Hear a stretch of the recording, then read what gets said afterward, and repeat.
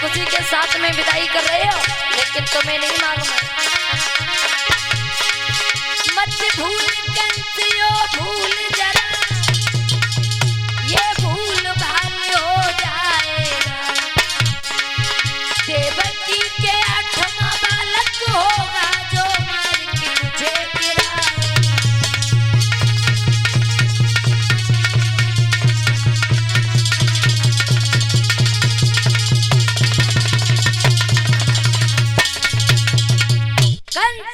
जिस बहन की बड़ी हंसी खुशी के साथ में विदाई कर रहे हो, लेकिन इसी का बालक 8वां तुम्हारा काल होगा। और जैसे ही कंस ने सुना, देवकी को रथ से नीचे खींच लिया। माफ करना बहन, क्योंकि बिना मतलब में कोई पाप नहीं हुआ करता है। और जब जान पे नौबत आ जाए तो सगे बेटे का बाप नहीं हुआ करता है। अगर तुम जिंदा रही तो हम मर गए, अगर हम मर गए तो हमारी प्रजा के लोग रो रो कर मर जाएंगे, क्योंकि मैंने किसी को दुखी नहीं देखा है। हाँ। देवकी कहने लगी भैया ऐसी बात है तो मार दीजिए।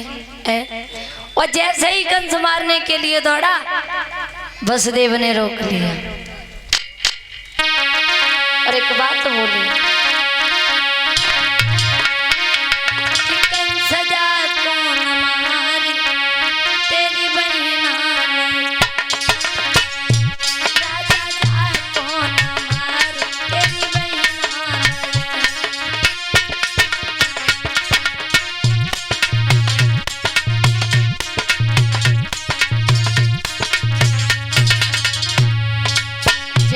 वसुदेव ने देवकी को मारना चाहा। वसुदेव सामने आगे कहने लगे, कंस इन्हें मत मारो है।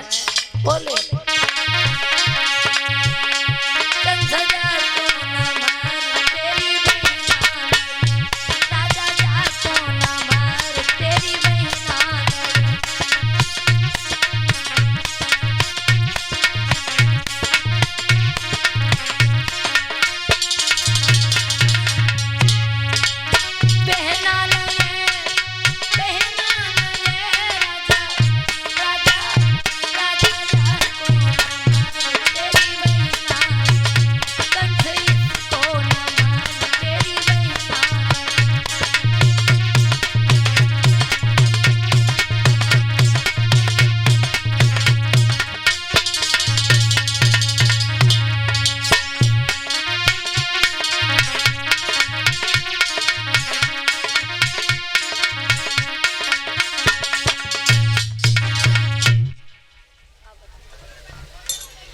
जैसे ही देवकी को कंस ने मारना चाहा, रोक लिया वसुदेव ने। कंस एक बात बताओ, देवकी के बच्चों से डरे या देवकी से? बोले इनके बच्चों से। बोले मैं कसम खाता हूं जब तक मेरे 8 बालक पैदा नहीं होंगे तब तक हम इस मथुरा को छोड़ करके बटेश्वर में नहीं जाएंगे।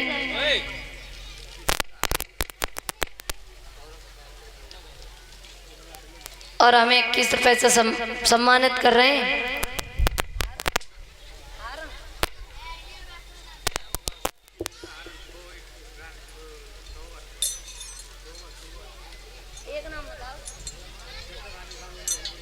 ₹21 से हमें सम्मानित कर रहे हैं। राधे श्याम जोशी गांव के रहने वाले हैं,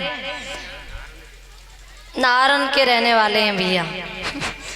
₹21 से सम्मानित कर रहे हैं। आशा करेंगे भगवान से ऐसे भाइयों को समाज का सम्मान मिलता रहे, धर्म की तरफ इनके हाथ बढ़ते रहे, बाबा भगवती इनकी मनोकामना को पूर्ण करती रहे। इधर कहने लगे कोई बात नहीं है, अगर ऐसी बात है तो मैंने मारेंगे नहीं।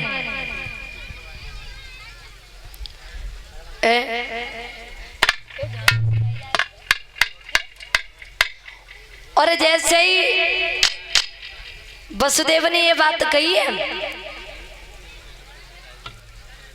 तो वसुदेव और देवकी के हथकड़ी बेड़ियां डाली हैं, जेल में बंद कर दिया। और धीमे धीमे समय व्यतीत हुआ है तो जेल खानों के बीच में पहले बालक ने जन्म लिया है।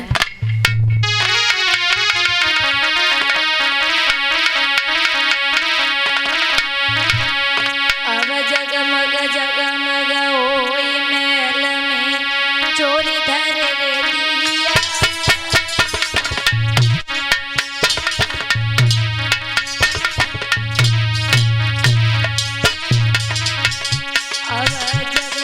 जगमग होए महल में जोड़ी धर ले दिया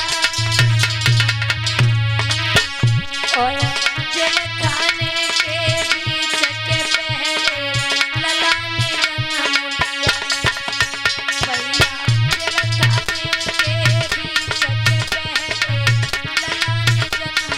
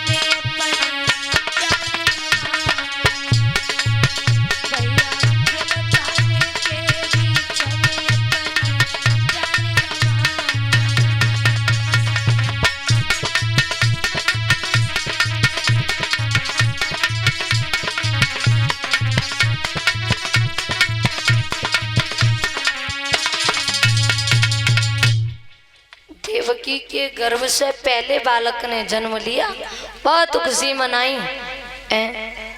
और जब कंस की याद आई तो बहन रोने लगी। वसुदेव कहने लगे देवकी उस दिन की याद करो जिस समय तुम्हारे भैया मार रहे थे और मैंने मारने से बचाया।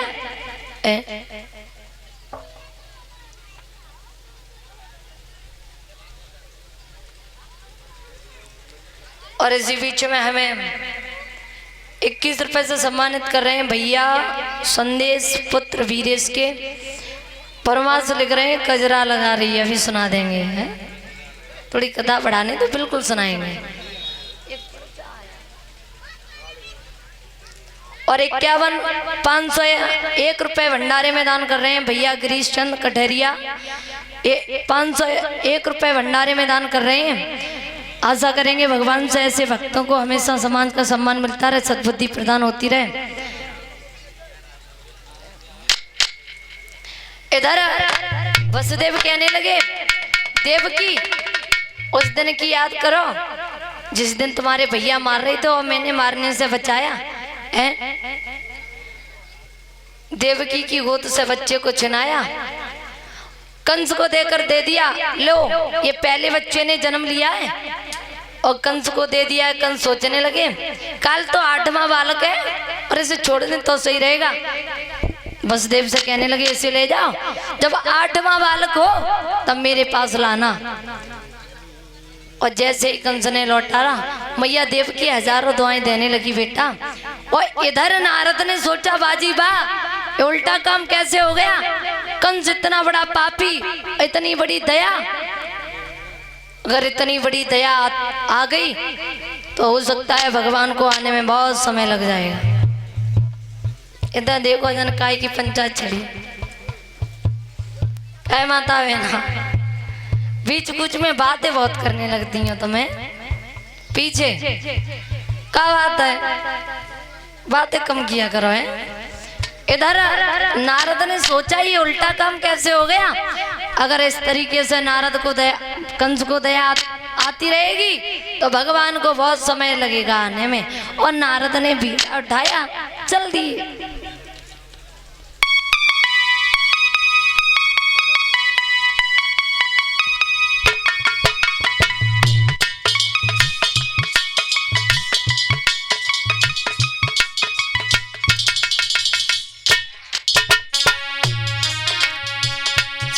गुनगुनाते नारद, श्रीमन्नारायण नारायण हरि भजमन्नारायण नारायण हरि।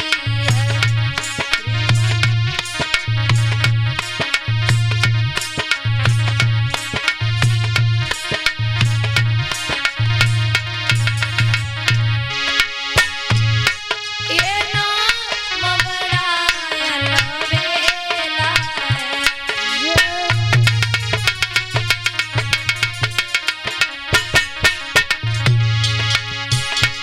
ये नाम बड़ा अलबेला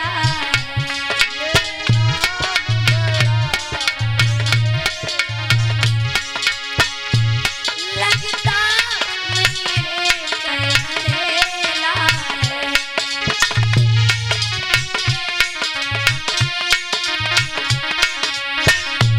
लक्ष्मी नारायण नारायण हरि भजमन्नारायण नारायण हरि।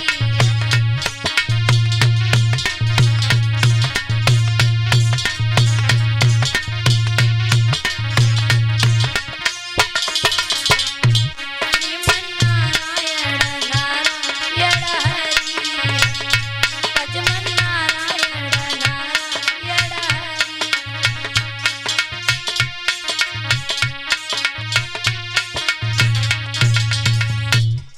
नारायण नारायण गुनगुनाते हुए पहुंच गए कंस के पास।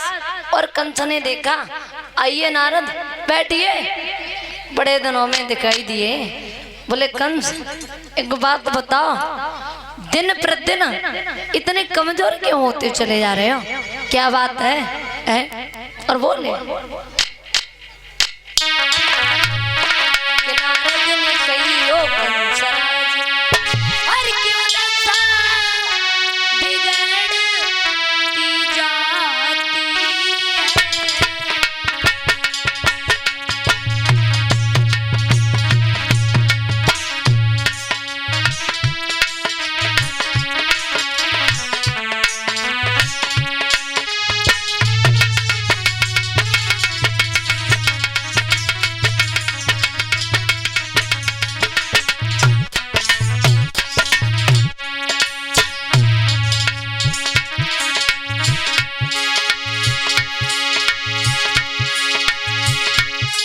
नारद ने कही ओ कंसराज, क्यों दशा बिगड़ती जाती है। मेरे इस बसंत के खिलने से क्यों कली सुखड़ती जाती है।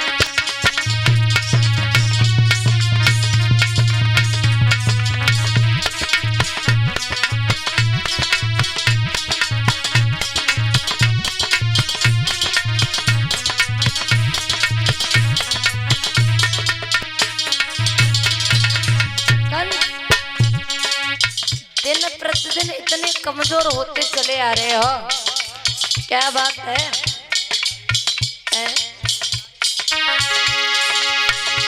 शंका होए गरी काउद समनती, तो दाता मोरी हरण डालो। अंदर सी जो कचरो भयो, अंदर सी जो कचरो भयो।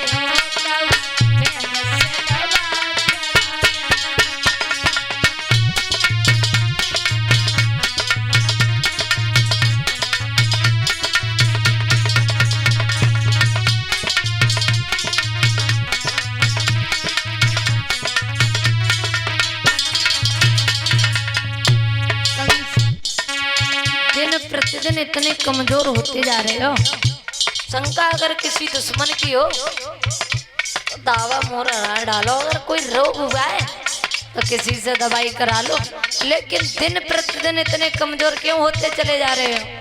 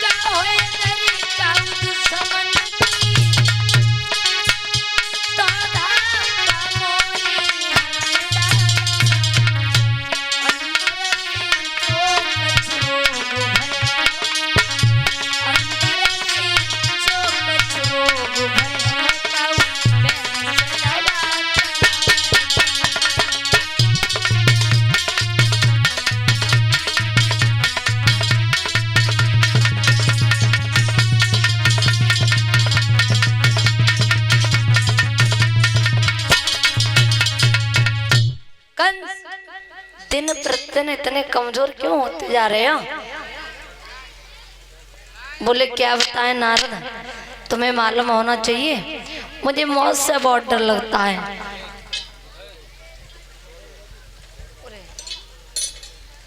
और एक बात कहने लगे, मौत से तुम्हें डर लगता है? और कुछ लोगों ने ये बताया कि तुम्हारी बहन के 8वां बालक होगा, वो तुम्हारा काल होगा। बोले अभी तक कुछ हुआ? बोले पहला बालक हुआ, वो मैंने वापस कर दिया। बोले कंस लगता है आ गया तुम्हारा काल। बोले किधर से? बोले पागल हो क्या, तुम्हें मालूम है 8वां बालक पहला भी हो सकता है? कंस ने देर नहीं किया, भागे वहां से, पहुंच गए देवकी की गोदी से बच्चे को लिया है, जमीन में मार दिया है बच्चे की मांस की।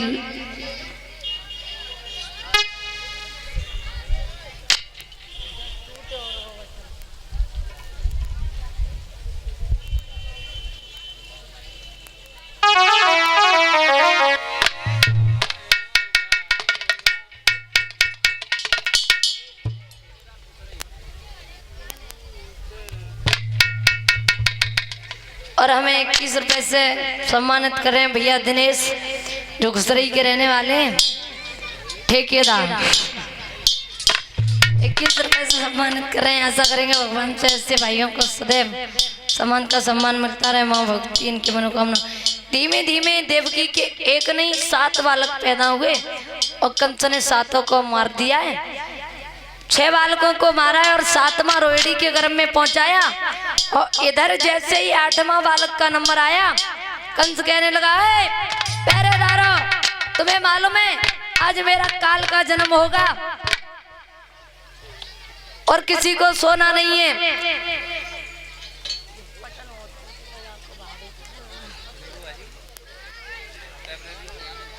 इधर बताया तो ये जाता है,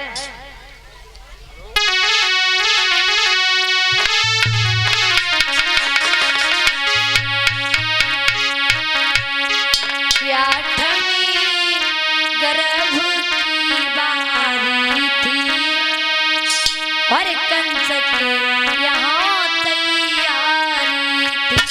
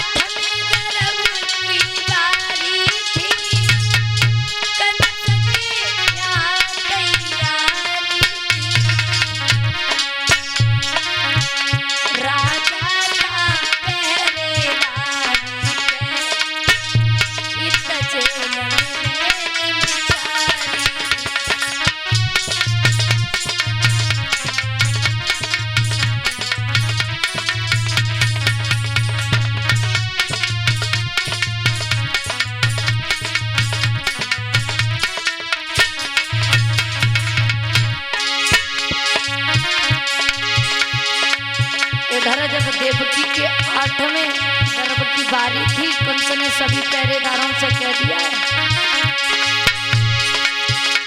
आठवें गर्भ की बारी थी,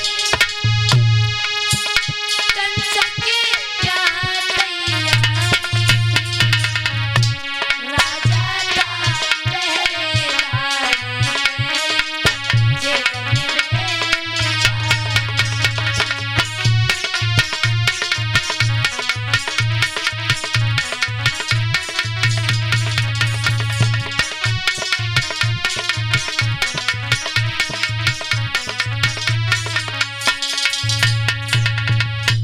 आठवें गर्भ की बारी है।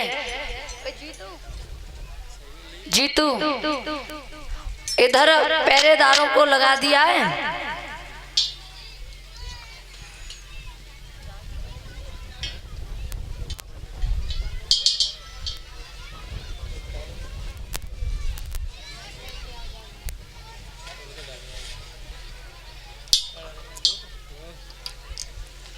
और इसी बीच में 101 रुपया भंडारों में दान कर रहे हैं।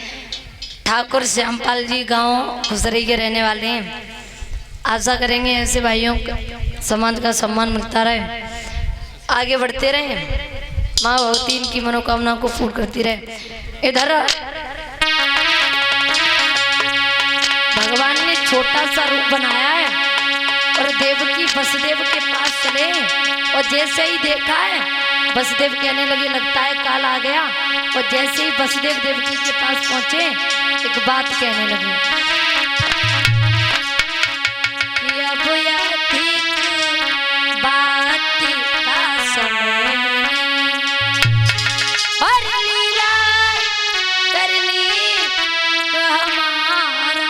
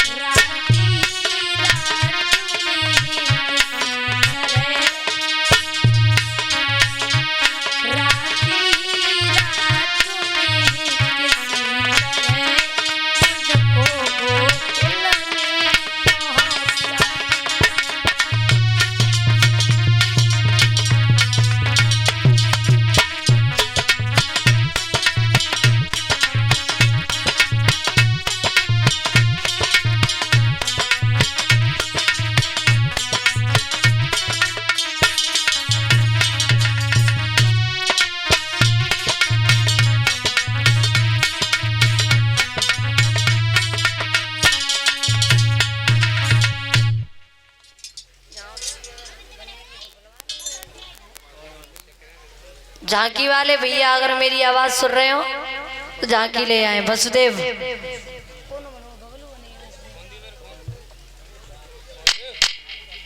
आशा करेंगे तब तक एक छोटा सा कीर्तन बोल रहे हो हैं। सभी व्यक्ति बैठे रहेंगे।